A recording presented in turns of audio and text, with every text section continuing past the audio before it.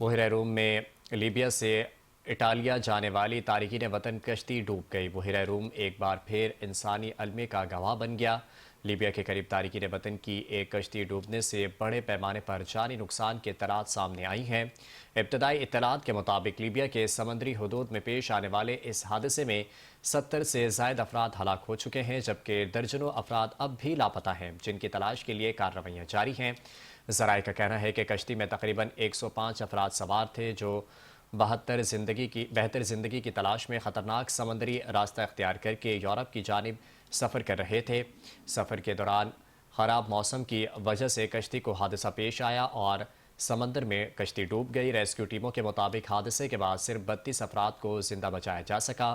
کئی افراد کو کشتی کے ٹوٹے ہوئے حصوں سے چمٹے ہوئے پایا گیا، جبکہ متعدد افراد سمندر میں بے یار و مددگار ڈوب گئے۔ بچ جانے والوں اور 2 لاشوں کو اطالوی جزیرے منتقل کر دیا گیا ہے، جہاں انہیں طبی امداد فراہم کی جا رہی ہے۔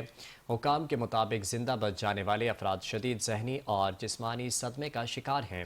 ڈوب کے جاں بحق ہو جانے والے تارکین وطن کا تعلق مختلف ممالک سے بتایا جا رہا ہے۔ ابھی تک ریسکیو آپریشن جاری ہے، مگر جیسے جیسے وقت گزرتا جا رہا ہے، ڈوب جانے والے تارکین وطن کا بچ جانا مشکل ہوتا جا رہا ہے۔